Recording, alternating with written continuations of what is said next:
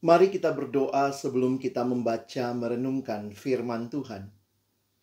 Kami datang dalam ucapan syukur, berterima kasih kepadamu ya Tuhan, untuk kesempatan kami boleh kembali belajar akan kebenaran firman-Mu. Kami akan membuka firman-Mu, bukalah juga hati kami. Jadikanlah hati kami seperti tanah yang baik. Dan tolonglah kami Tuhan, biarlah ketika benih firman-Mu ditaburkan, itu boleh sungguh-sungguh berakar, bertumbuh, dan juga berbuah nyata di dalam kehidupan kami. Berkati baik hamba-Mu yang menyampaikan, setiap kami yang mendengar. Tuhan, tolonglah kami semua, agar kami bukan hanya menjadi pendengar-pendengar firman yang setia, tapi mampukan dengan kuasa dan pertolongan dari Roh-Mu yang kudus, kami dimampukan menjadi pelaku-pelaku firman-Mu di dalam kehidupan kami, di dalam masa muda kami. Bersabdalah ya Tuhan, kami anak-anak-Mu sedia mendengarnya.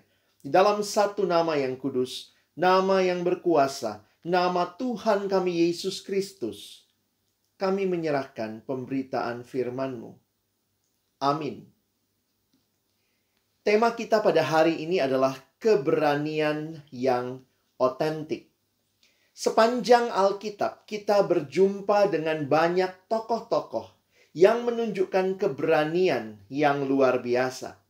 Kita melihat ada orang seperti Nuh yang berani melawan arus di zamannya ketika harus membangun bahtera karena apa yang Tuhan perintahkan, walaupun dicibir oleh orang-orang sebangsanya pada masa itu.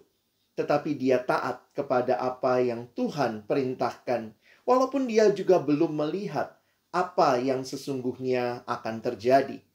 Kita melihat orang seperti Musa yang juga berani di depan bangsa yang tegar tengkuk seperti Israel. Kita melihat Musa memimpin mereka memasuki perjalanan yang sungguh luar biasa, perjalanan yang membutuhkan keberanian.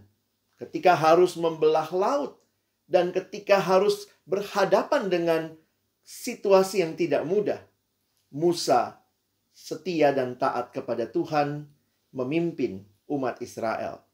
Kita berjumpa dengan seorang anak muda seperti Daud yang juga berani melawan Goliat. Dia maju bukan dengan senjata perang, tetapi keberanian yang datang dari keyakinan akan Allah yang ada dan menyertai dia. Allah yang mengikat perjanjian dengan umatnya. Keberanian-keberanian ini menunjukkan kepada kita bahwa di tengah dunia yang penuh berbagai tantangan dan juga situasi yang mungkin membuat kita menjadi takut, apa yang menjadi pilihan kita? Keberanian yang otentik.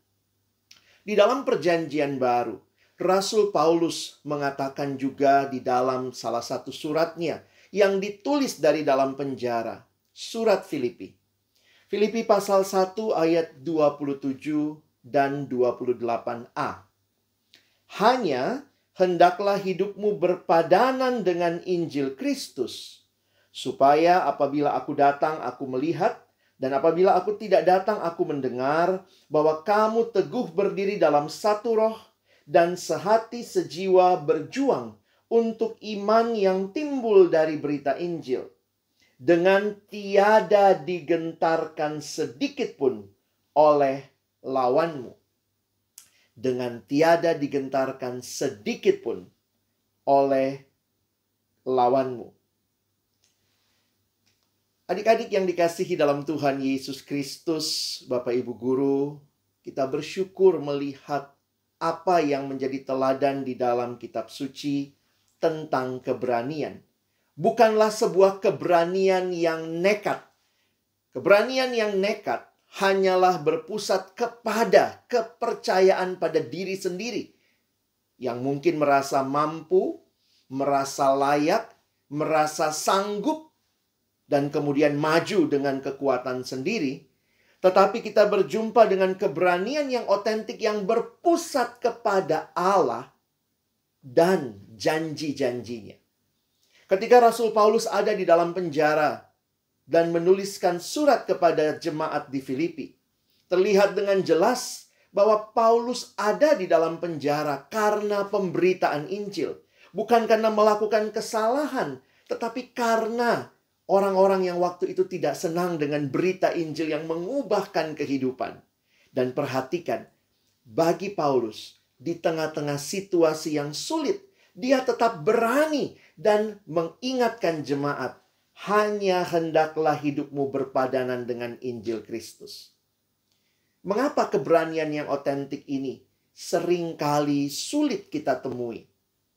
Karena ketika mengikuti apa yang Tuhan mau, hidup berpadanan dengan Injil Kristus, mungkin kita akan mengalami cibiran, sindiran, bulian, bahkan di beberapa tempat ada penganiayaan bagi orang-orang yang mau hidup benar di dalam Tuhan. Karena itulah kita diingatkan bahwa ada resiko yang menanti ketika kita mau hidup benar. Tetapi apakah kita berani untuk tetap menyatakan, Tuhan, aku berpegang kepadamu yang menyertaiku, aku memegang janji-janjimu yang menguatkan aku. Bukan untuk hidup sama seperti dunia, tetapi untuk hidup bagi Allah dan memuliakan Dia. Ada ayat yang terkenal yang seringkali kita pakai mengingatkan kita akan identitas kita sebagai murid-murid Tuhan di dalam dunia. Matius pasal 5 ayat 13 sampai 16. Jika kita membaca ayat-ayat ini, saya pikir sudah sangat familiar. Kita tahu Yesus berkata, kamu adalah garam dunia. Dan ayat 14, kamu adalah terang dunia. Kita diingatkan akan identitas kita. Kamu adalah garam dunia. Kamu adalah terang dunia. Kita dipanggil oleh Tuhan, diberikan identitas di tengah-tengah kehadiran kita di dunia ini. Perhatikan, ayat ini tidak mengatakan kamu adalah terang. Ayat ini tidak berkata kamu adalah garam. Tetapi ayat ini berkata kamu adalah garam dunia. Kamu adalah terang dunia. Berarti Tuhan memberikan kepada kita konteks di mana kita hadir menjadi garam dan menjadi terang. Di mana itu? Di dalam dunia. Garam bukan hanya kumpul dengan garam lalu jadi gudang garam, tetapi garam harus hadir di tengah dunia, memberi rasa. Sebagaimana garam pada masa itu, salah satu fungsinya selain memberi rasa juga untuk mengawetkan. Karena belum ada lemari es atau mesin pendingin pada waktu itu. Fungsi garam yang juga utama adalah untuk menghambat pembusukan. Kita sebagai garam dunia ditempatkan di dalam dunia yang sedang membusuk. Dan kita hadir untuk menghambat pembusukan itu. Kamu adalah terang dunia. Di dalam dunia yang gelap, kita dipanggil untuk menyatakan terang.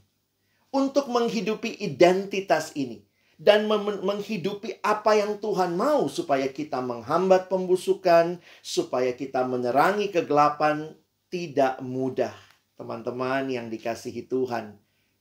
Waktu Tuhan panggil kita. Untuk memberi pengaruh di dalam dunia. Mungkin ada orang-orang yang tidak senang. Dengan perubahan. Dengan keberanian yang kita sedang jalani. Mungkin ada yang berkata, sok suci. Ketika kita berkata, saya tidak mau nyontek. Mungkin ada yang bilang, sok pendeta kamu. Waktu kamu mungkin berkata, saya tidak mau lagi menonton pornografi. Saya mau hidup benar. Mungkin ada yang berkata, mana ada ikan, kucing yang nolak kalau dikasih ikan. Udah deh, kadang-kadang sindiran-sindiran seperti itu membuat kita rasanya lebih baik hidup aja deh sama seperti dunia.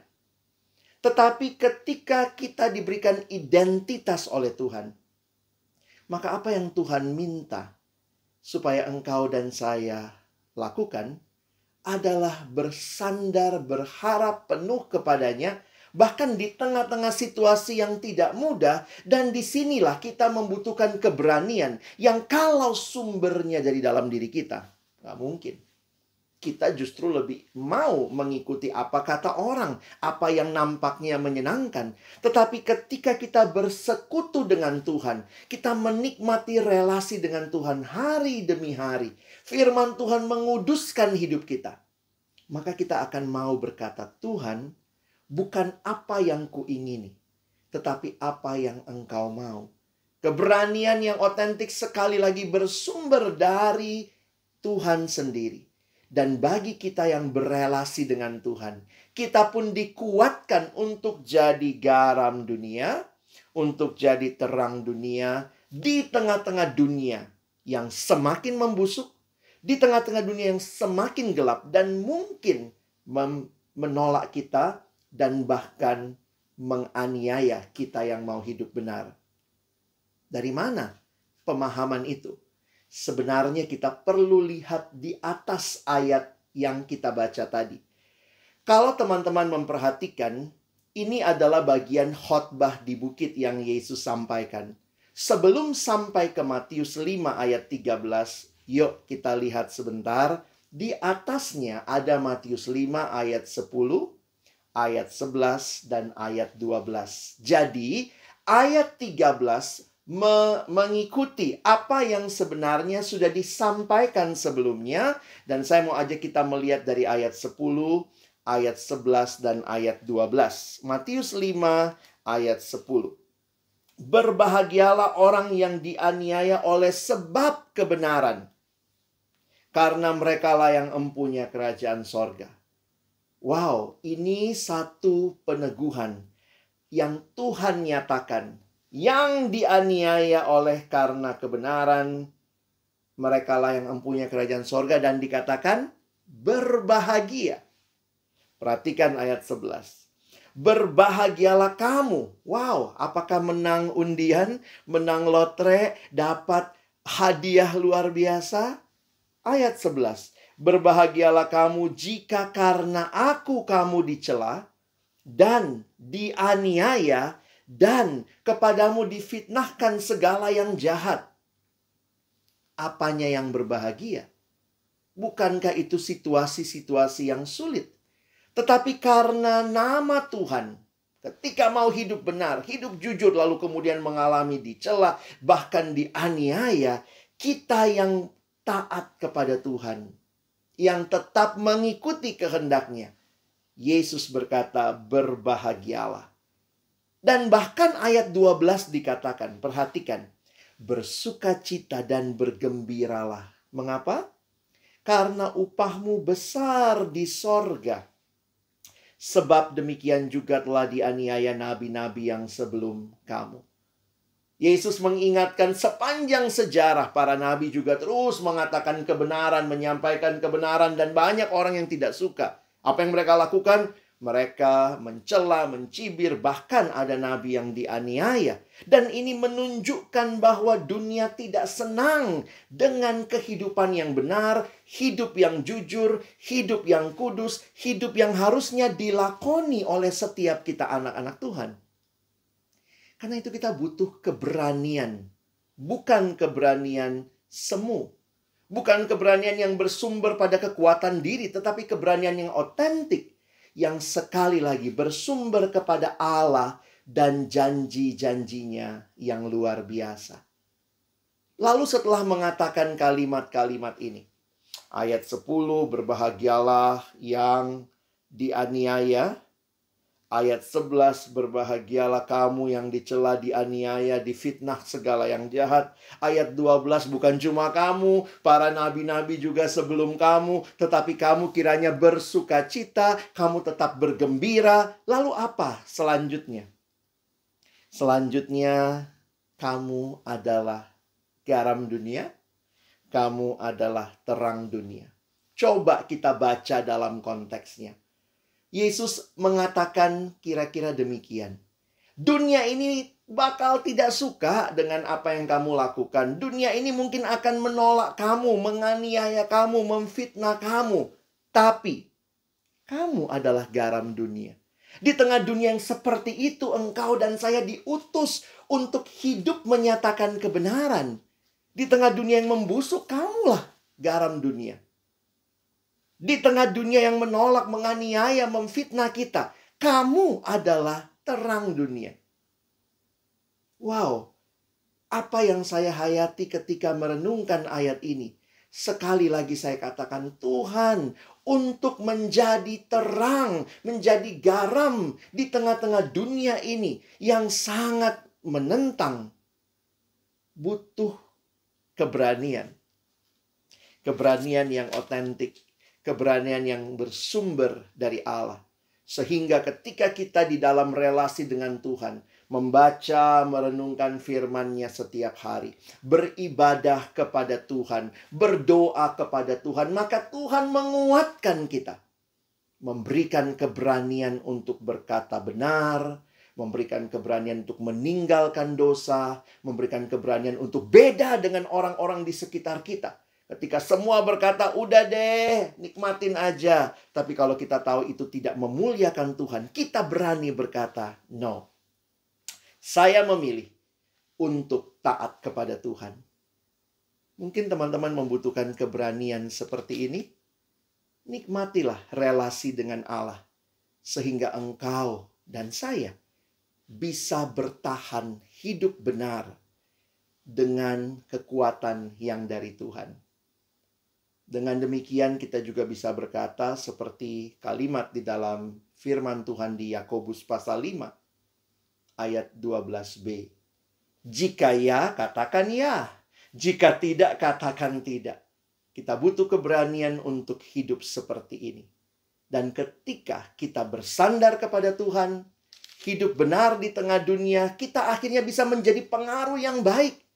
Sedih seringkali melihat anak-anak Tuhan hanya jadi trend follower. Orang pada porno, ikut porno. Orang pada gosip, ikut gosip. Kita hanya jadi trend follower. Tetapi Tuhan memanggil kita untuk menjadi trendsetter. Be a light in this dark world. Be a salt. Be salt and light. Di tengah-tengah dunia ini. Tuhan memanggil kita bukan mengikuti arus, tetapi kita boleh menjadi orang yang berkata, siapa yang mau ikut aku? Aku mau hidup jujur bagi Tuhan. Ayo, come and follow me. Siapa yang mau tinggalkan pornografi? Come and follow me. Siapa yang mau kerjakan tugas dengan benar, nggak cuma copy paste? Come and follow me. Siapa yang mau hidup kudus, hidup jujur, hidup benar? Come and follow me. Be a trendsetter, not just a trend follower. And that's why we need courage from God. Kita butuh keberanian yang dari Tuhan. Supaya akhirnya bukan hanya hidup kita yang menikmati keindahan relasi dengan Tuhan. Tapi kita bisa mengajak orang-orang di sekitar kita. Yuk, come and follow me because I follow Jesus. Mari ikut Yesus. Dan ketika ini semua terjadi, apa yang seharusnya menjadi tujuan akhir dari hidup dengan keberanian yang otentik? Hidup dalam keberanian yang otentik bukan sekadar, wow, saya gagah-gagahan di tengah dunia. Saya berani karena saya bareng sama Tuhan. Tapi perhatikan apa yang dituliskan di Matius 5 ayat yang ke-16. Demikianlah hendaknya terangmu bercahaya di depan orang, supaya mereka melihat perbuatanmu yang baik. Bercahaya, mereka melihat perbuatan yang baik, tapi perhatikan poin Yesus. Dan memuliakan Bapamu yang di sorga. Akhirnya kemuliaan bukan bagi diri kita yang berani, yang menunjukkan keberanian yang otentik, tetapi kemuliaan bagi Bapa yang adalah sumber keberanian kita. Teman-teman dan saya dipanggil untuk hidup dalam keberanian yang otentik di tengah dunia yang mungkin menolak kita. Ingat identitas kita tetap sebagai garam dunia, terang dunia, tetap bercahaya, tetap memberi pengaruh, menghambat kebusukan. Dan ingatlah kekuatan kita dari Tuhan. Dan karena itu, segala kemuliaan bagi Tuhan. Kiranya kita semua boleh dipakai Allah di generasi ini menjadi orang-orang muda yang sungguh-sungguh cinta Tuhan. Hidup dengan keberanian yang otentik di tengah dunia yang mungkin akan menolak, menganiaya dan menfitnah kita. Tapi kita tetap bisa berkata, ya, kalau memang iya. Tidak kalau memang tidak. Dan bagi Tuhanlah segala kemuliaan. Kiranya Tuhan menolong kita. Bukan cuma jadi pendengar firman yang setia, tapi boleh jadi pelaku firman-Nya. Amin. Mari kita berdoa. Tuhan, terima kasih banyak untuk firman-Mu.